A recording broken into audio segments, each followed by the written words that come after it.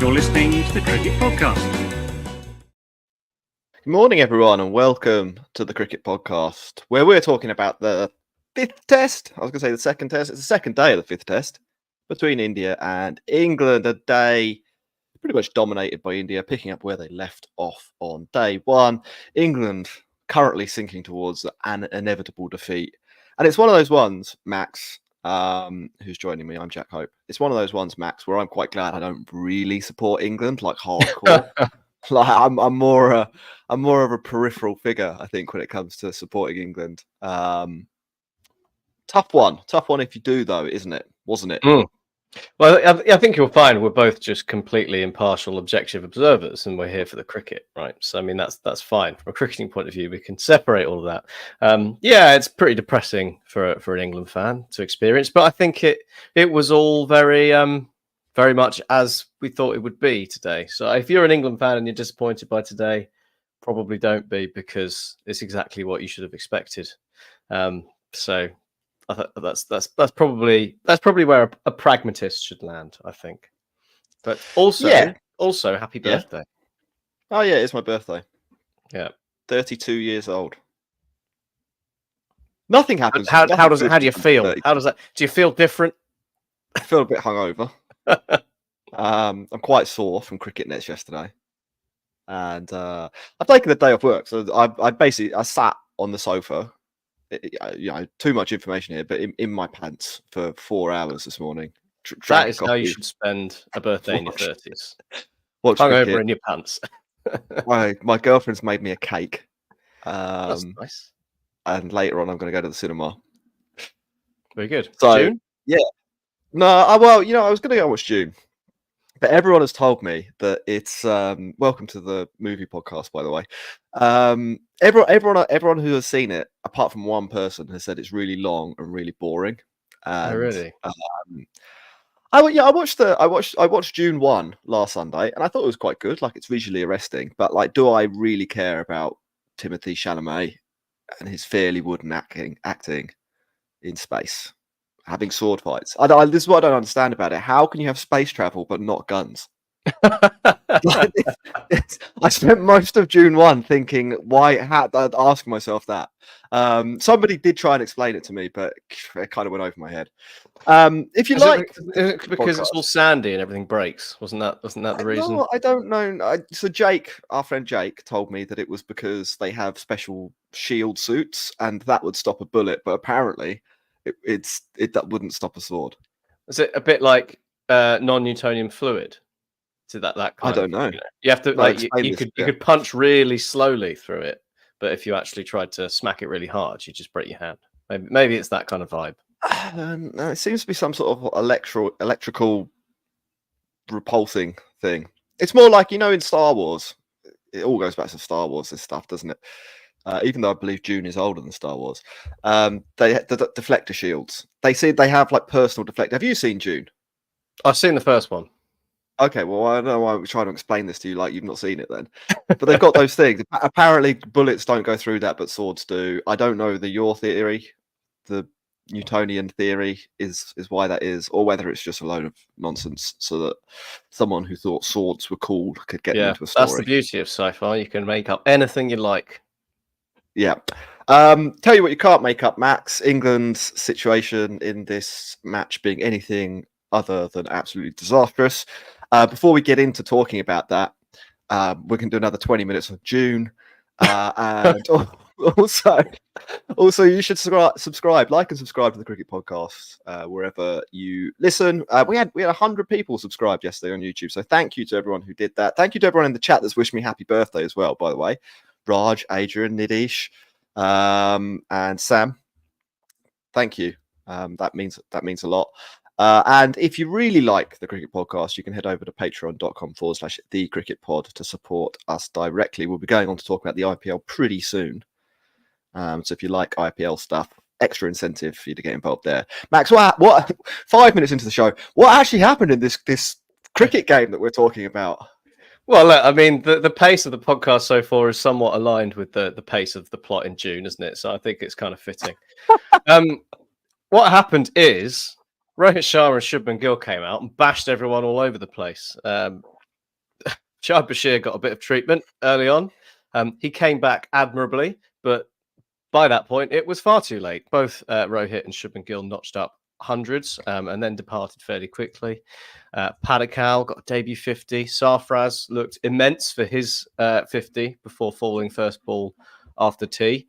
First time the top 5 for India have all scored 50 against England in a test match. That was a nice little nugget for them. And then there was a kind of mini collapse. They sort of ground to a halt a little bit in the middle. India, Jadeja went a bit defensive. Dhruv Jurel played a big hoik and got caught on the boundary. And I was thinking, at this point, India have been foolish and they've left England with like a 0.5% chance of winning this game when it should be absolutely zero, possibly even -1% on some crick quizzes. But what I forgot, of course, is that Jasprit Bumrah is the world's best all-rounder when he plays England. And he and Kuldeep saw India through to the end of the day with an annoying ninth wicket partnership from an England point of view. And not a very handy one, but a nice helpful one for India to really rub England's noses further into the dirt. What is the deficit at the end of the day? 255. That's going to take some coming back from. There have been sort of murmurings on the comms about how, well, this is a good batting pitch. England managed to turn over a big deficit in Hyderabad on a worse batting pitch. Of course, that doesn't take into account the fact that if it's a better batting pitch with India batting last, then they can chase more runs. So England are done, and it will be interesting to see whether tomorrow they are minds on the plane or give a good go of it. Because I think that's where we are now.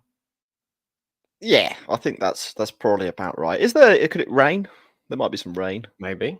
The mountain. I'll tell you what, like we were quite derisory towards this match being played where it's being played in our preview. I'll take it all back. I've really enjoyed the I mean, like I think a big part of Test cricket is sofa tourism in a sense, isn't it? Like it's being cold in your house. I'm speaking from an English point of view here. This probably doesn't apply to all nations. It's being cold in your house and looking at something that's sunnier and warmer and thinking that looks nice. Yeah, like there was a lot of those vibes really. The cricket, I mean, the cricket's the cricket, isn't it? It's one side absolutely unloading on another side in one of the most one-sided test matches you could hope to see. And it's kind of been going this way for over 24 hours now. And yeah, it's sort of an exercise in dominance that India have put on. But I do think the mountains, as a backdrop to this, have been good. Like I said, maybe it will rain. I'm pretty sure at one point Raul Dravid was sat there in a woolly hat and gloves. Yeah, I'm not sure it's cold, but it's like it's a crisp day, but it looks visually it's excellent, really properly excellent. So there's that. I had a look at the betting market, Max. England not completely out of it, according to the Betfair exchange. Right. Still got a 2% chance. So you said 0.5. Yeah. The people are betting money on England winning this match. Which is pretty insane. I mean, like £11 million has been wagered on this in one way or another. How do we financially benefit from these fools, Jack? What do we need to do? You have to put up a lot of cash in a lay. I think I can't for the life of me see how anybody is looking at this game and being like India might lose. I mean, on the comms, they were. Nick Knight did a whole 10-minute bit about how England had bowled really well, and I was sitting as discussed on the sofa in my pants, thinking the score is 450 for 8, and Jasprit Bumrah is on 20 or 10 or whatever it was at the time. Like, how is this a good job? Yeah, I mean, there's a lot of recency bias in that, isn't there? Because actually, England did all right for probably like the first 2/3 of the final session. They bowled quite well. I think Shoaib Bashir bowled nicely and got things on on a length on the spot. Tom Hartley did okay. I mean, Shoaib Bashir's ended up with 4 wickets. Still chasing down a 5 for. I think they they plugged away admirably. But yeah, I mean, by that point, they were so far behind the game. I mean, the bowling unit tried hard with the resources they've got, which are limited, really. Like let's face it, like Tom Hartley and Shoaib Bashir are at the moment limited players, and you compare them to what India have got. But they did a good job. Ben Stokes bowled a wonder delivery with his first ball back in Test cricket. I mean, that was very Ben Stokes, and you can't fault the effort. I think they didn't. I don't think they did badly, but they were coming up against a really good India side on a good batting deck. And the point is, England shouldn't have scored 218 in their first innings. It should have been England batting until maybe lunch on day 2, and then India coming into bat. And then you get into that period just after tea where actually there was a little bit more turn. Shoaib Bashir managed to get something out of the wicket and caused a few problems. And if then India are batting in those circumstances where the pitch is still good, but there's a bit more in it, suddenly, it becomes an actual game of cricket that might happen. I mean, so I can kind of see where Nick Light's coming from in that, I wouldn't sit there and be like, they've done an amazing job, but they've worked hard and they've, acquitted themselves well in the situation, but they were, well, the batting killed them. So it's kind of irrelevant that they did okay because, India are 473 for 8. Yeah, I don't know. I think that the best you can really say is that they didn't literally get on the plane and fly home. Yeah. It's not even like India are scoring slowly. They're on 480. They're scoring 4 and over, or 473 obviously, but I rounded up to make my point. Max, we should probably talk about some things that happened. We've been quite vague on this podcast. We've got should we talk about the Centurions? Rohit and Gill again. Shubman Gill, do you remember 3 weeks ago, a month ago, when he was the problem? Now he looks like the solution and the future, doesn't he? Yeah, he always goes through these phases, doesn't he, Shubman Gill? That's it. He's the prodigal son, and then things go a bit wrong, and then it all turns around in his favour again. And he was great today. Aggressive, really taking on James Anderson, taking on the off spinner. A real real refreshing innings from him, and putting England to the sword. Really, that was where all the damage was done between him and Rohit Sharma. England on the back of the disappointment of yesterday, and India really putting the foot down. And it was really good to see them continue the aggressive approach that they had from the final session of play on day 1, really kicking on and basically grinding England into the dirt. But it was a fearsome display. 5 sixes in that 110. Taking England on and showing the class that he's got. So it's always I like to see Shubman Gill do well, because I feel like I want him to be class, because it's just so nice to watch him bat when he's in that kind of mood. Yeah, he's a visually pleasing batter, as is Rohit. I would say. I mean, if you are talking about this from an England point of view, if you are going to get battered by 2 people, you don't want it to be boring players. Khawaja. You don't want it to be Usman Khawaja. Yeah, no offense to Usman Khawaja here, brilliant player. That's a tedious battering. You want to be absolutely schooled. So thank you, India, for Jaiswal and Rohit and Shubman Gill now. Batter me with style. Yeah, it's been an honour, I would say, to be the cannon fodder for these batting displays. I don't know. It's a golfing class thing, isn't it, Max? I don't have much more to say on either of those. I think. No, I mean, I actually was probably as impressed with Sarfraz's. I mean, would you call it a cameo? 60 ball innings, 56 or 60. But some of the shots he was playing to Mark Wood was just it's coming at me at 90 miles an hour, and I'm standing there, not moving my feet, and bashing it straight back over your head with the ball sort of showing a little sign of tail in, and it was just nah, see you later. Then a couple of balls later, like ramped one off the back foot and then pulled him into the stands. That was a real statement as well. The Sarfraz innings, that was super impressive, and that was the point where you were just like, oh, what this could be so bad for England. Well, yeah, I mean, in a way, they're kind of been lucky, and I wonder a bit. I mean, if you were going to be, you could be critical of some of India's batting. I think in the second half of this day, not in a oh, you've cost yourself a test match kind of way at all, or you've given England a chance kind of way, because they haven't done that. But from a personal perspective, you do kind of think that there's probably at least one more century on offer for somebody in this lineup. We talked about Jaiswal kind of throwing it away a bit yesterday. He's got enough runs in series. He doesn't need any more. Yeah, Sarfraz and Dhruv Jurel as well. That was a kind of curious thing to do, considering the circumstances. I mean, like you're on day 2, you could bat forever. Like England aren't going to get you out to dunk one, to duck it long on. It was a little bit mystifying. I didn't really understand it, and I think you could see the look on his face after he'd done it as well. Like he kind of couldn't believe it. Max, should we take a quick break and then we'll come back and talk about Ben Stokes' good ball?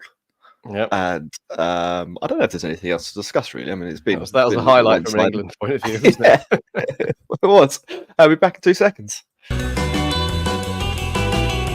You're listening to the Cricket Podcast.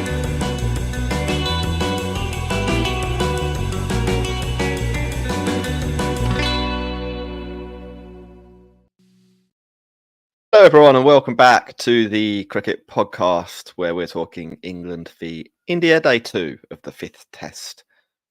Things, they feel like they're coming to a conclusion here. This is very much the last chapter of a book after the denouement has occurred, type thing, tying up the loose ends, if you will. Max, one of those ends that has been tied up is the will Ben Stokes bowl plot line. He did bowl, and it started pretty well, didn't it? Do you want to talk about your sheer joy that I'm assuming washed over you when Ben Stokes came in and bowled Rohit Sharma? Oh, I did laps of the common round the corner when I saw that.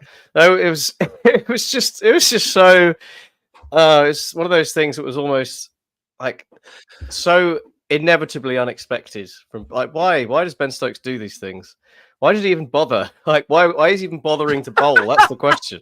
Like, England are done in this game. Why even risk it? But no, he brought himself on, and the first thing he does is bowl this ball that nips away and takes Rohit Sharma's off stump, while the guy's looking imperious on 103. Nothing has troubled him, and then suddenly Ben Stokes pulls this miracle ball out of nowhere. His first ball since July in Test cricket. So at least we know he can bowl now, so that's good.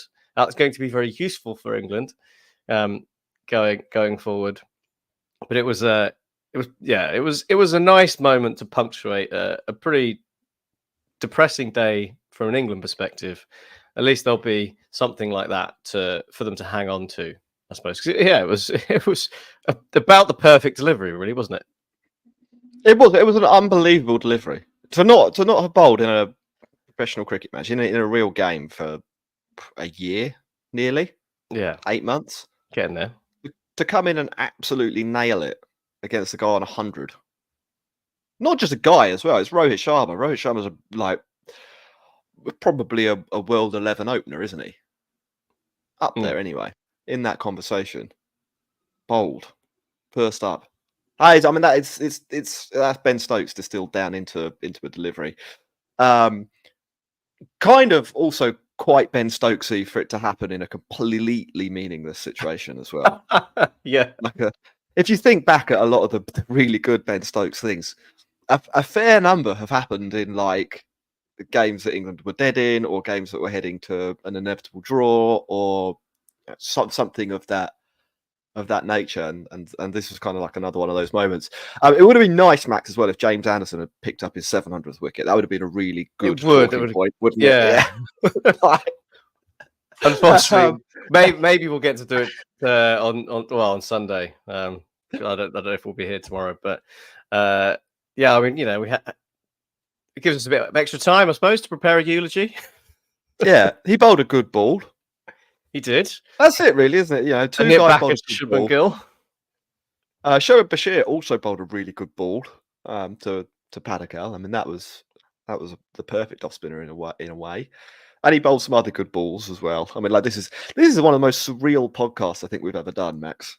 I would say. I think like in future, let's remember not to do a 5-minute bit on the June universe to start the podcast.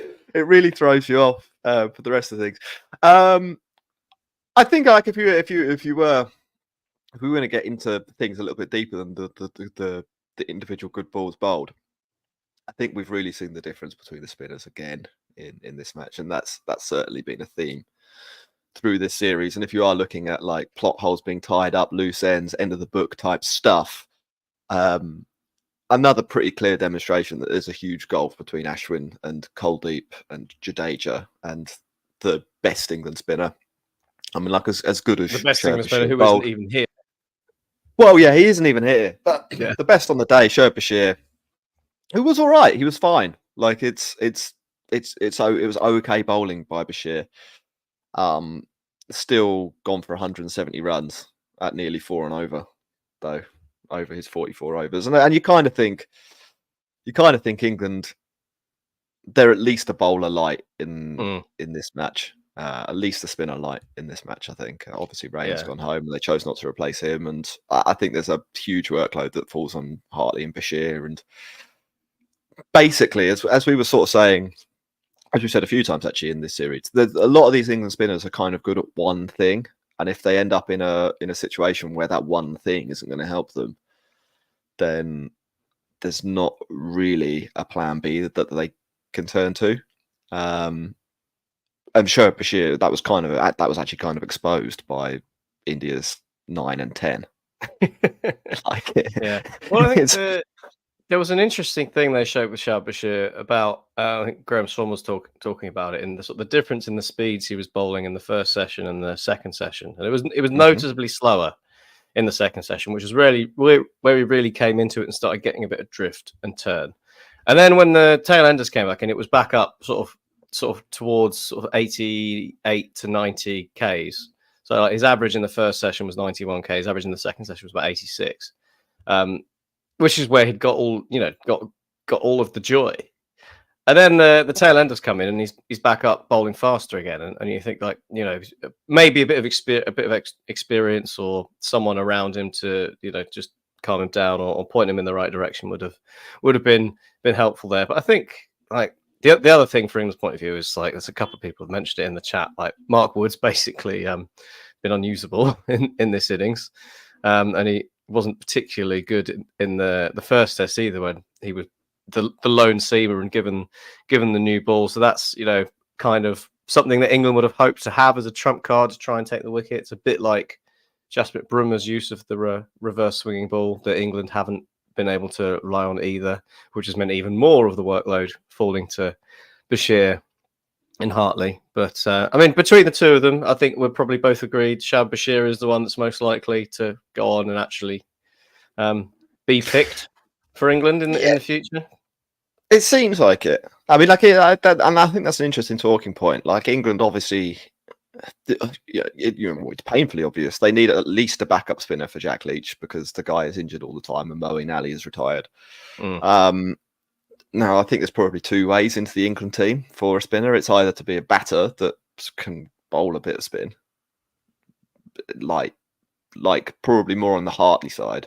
Not a pure batter, but like you're getting in the team really because you're a decent number 8. Ashley Giles, Ray and Ahmed probably in that camp as well. Yeah. Or it's to be as good as Leach is with the ball. Tom Hartley, unfortunately, isn't going to get in for his bowling, but in some situations, his overall package might add value to England. I think the problem with Bashir is that he's an off spinner, which is kind of the most useless bowler. Yeah.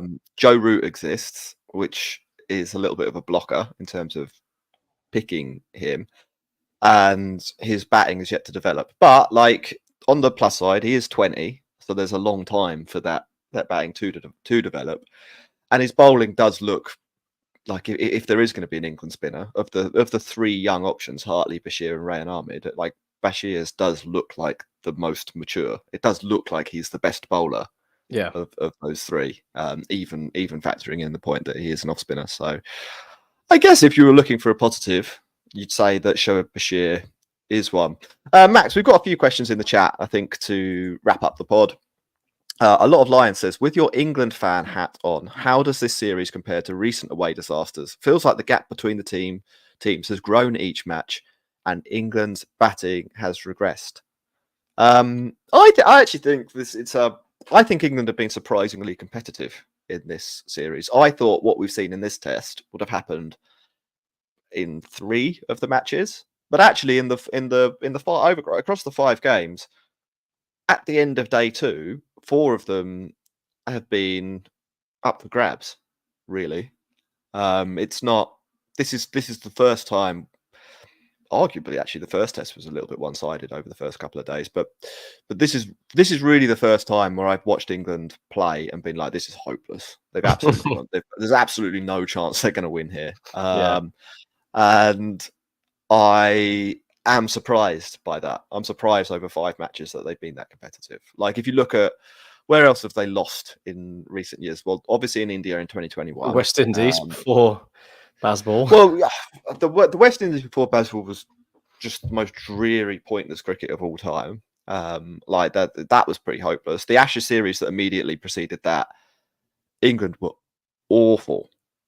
Like nowhere near Australia. I don't think at any point in any of those games were England better than 50% to win the match, which is stunning across the 5-match series. You'd think, even if you're a minnow, you'd think at some point you're going to do something to like have the opposition take 3 early wickets on day 1 or something like that. They didn't even do that. They just got pumped consistently for 5 days. And then when they were in India the time before that, obviously Joe Root demolished Paideem.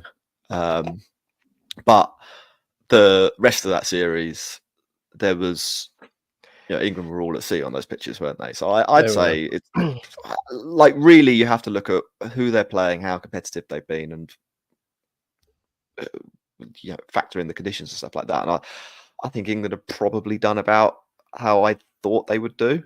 Yeah, honest, I think you're broadly right on that. I think the competitiveness that England have shown on sort of some good cricket wickets that have allowed good competitive test cricket has been uplifting, I think, in terms of how England have played. But then there's like the flip side of that. England's middle order has, I defended it after the second test, I think, on the sort of like, England's middle order hasn't fired, but I think it's tough for them. We weren't expecting them to fire that much. I thought they'd come good. Like they haven't come good. They really haven't fired, but they haven't fired on pitches that they should be reasonably capable of scoring some runs on. Whereas in that previous series, that was a completely different scenario for them. And there's, external factors where you can say, like, all right, they were a train wreck, but there's probably decent reasons of why they were a train wreck. Whereas in this series, you can't really say that. They've just been outplayed by either Jasprit Bumrah bowling reverse swing or India's spinners, or Kuldeep spinning them a web, or whoever it is. So there's like, as a whole, looking at holistically the whole picture, I think you can be quite positive about the fact that, I think like a 4-1 maybe, I wouldn't say flatters India because they've been brilliant, but doesn't tell the full story of how close it has been at times. But then when you look at it in microcosm, some of the specifics, like England's middle order, have been very disappointing, which is a bit of a letdown. So I mean, there's cases for both sides of the argument. I think, but I think like what you're saying is about right. England could have been 2-2 going into this test. They could also have been 4-0 down. Yeah. Like there's quite fine margins between this being a 3-2 series and a 5-0 series, but that points us to England actually being quite competitive, which is probably a little bit of a surprise overall. Shantanu says, guys, why you're ignoring Wood? So you talked about Wood. Do we need to say more about Wood? I don't know. I mean, smashed in every game, Max. he definitely got some treatment today. He wasn't great in the first game, but he was given the new ball, and it was the first time he's ever bowled with a new ball in Test cricket, and I think that was just sort of possibly a mistake from England's point of view. I think he's been disappointing. He's not been the force that maybe England had hoped, but I don't think it's like a necessarily a disaster that we need to throw Mark Wood to the wolves or anything like that. I think it's been tough. There's been some quite good batting wickets, and he hasn't really managed to get much out of it. He hasn't, they're a bit slower than they would be, so bowling it at someone's head isn't necessarily going to work. And he hasn't really been able to get the reverse swing that Bumrah has in general to be the threat that you'd really hope. But yeah, I mean, like that's the thing with Wood. I think, like, if Wood bowled 85 miles an hour, he would be nowhere near Test cricket. That's a reflection on his level of skill. The fact that he can bowl 95 is why he is a Test match player. Like, his skill is literally bowls fast. Yeah. Whereas he's a human catapult. Take Bumrah. If Bumrah bowled 80 miles an hour, he'd probably still be playing Test match cricket. Bumrah has the complete package. He's got pace, accentuated by his release point, but he can bowl conventional spin. He probably could bowl spin, to be honest. He can bowl conventional swing, he can bowl reverse swing, and he can bowl like a wobble ball and seam the ball around as well. He can hit a length, he can bowl a bouncer, and he's got a redonkulous Yorker. Mark Wood doesn't really have any of those things. He just has bowls fast, which is fine. It's good, but it won't always work. And if you need something else, it renders you a little bit useless. He hasn't got there's no fail safe to Wood. If bowl fast isn't working, then it ends badly. Yeah, nicely put. I think. Krishna says, "How many runs will England get tomorrow in the second innings? Do you reckon they'll make India bat again?" No. I stand by what I said yesterday. I think a valiant 270 and not quite enough to make India bat twice. I think I want one of two things to happen. Cards. Either so I don't think we'll be able to podcast tomorrow because we're busy at lunchtime. Yeah, all three of the cricket podcast. So I want one of two things to happen: either complete collapse so we can podcast at like 10 o'clock UK time, or most boring day of cricket ever. And I think if we're like so no one would want to watch or listen to this anyway. And I think complete collapse by 10 o'clock UK time is on the cards. Like, I think it's more likely than not at this point in time, Max, that we'll be podcasting tomorrow because England will have fallen in a heap. Yeah, it's got all the hallmarks of it, hasn't it? Yeah, it really does. Last question then. Srini says, "Great show, love it." This is a super chat as well, so many thanks, Srini, for super chatting us. Great show, love it. Match will be over tomorrow. Yeah, I think we agree with that. England lucky to win the first test. Really should have been 5-0. Yeah, you could. If Akshar Patel could catch, you'd be absolutely right. Like it would have been, it would be 5-0. But then similarly, if Ollie Robinson could catch, probably would have been 3-2. So it does go both ways to some extent. India played really well to get out of a really bad situation in the last test, and England ran out of steam probably at the crucial moment and dropped a catch at the crucial moment in that first innings. That is cricket. There's a massive element of luck in it, and we don't always acknowledge that, but I think you can see it quite clearly in this series. And when you have two competitive teams going at it, you get those moments that have kind of an outsized effect on what the overall score is. I would say, Max, though, to be honest, if you look at the bowling averages of the bowlers and the batting averages of the batters, 4-1 probably reflects the two teams' ability in these conditions. Like England aren't completely useless, but they need quite a lot to be going their way to land a blow on India. And India have got quite a large margin for mistakes because of the skill difference. And India performed. That's cricket. they've performed in the crucial moments, haven't they? The sliding doors moments, apart from obviously Ollie Pope's huge innings in the first test. You can like you say, contrast that with the fourth test, and it all balances out. So I think 4-1 seems reasonable. Cool. We had a couple of other questions, but we're going to wrap up the show now so that we're not still recording at this time tomorrow. Thank you everyone for tuning in. Thank you for listening. Make sure you click subscribe or follow on whatever platform you're on. Just do that now, and then you can stop listening. And also, you should go round all the other cricket podcasts and rate them 1 out of 5. And then post the link to our podcast and all the comment boxes. Exactly. No, don't do that. That would be. We don't want to start a war. That would be malicious. Yeah. Thanks very much for listening. Send us your thoughts on June. That's what we want to hear about. To explain the June universe to me. I don't get it. Bye.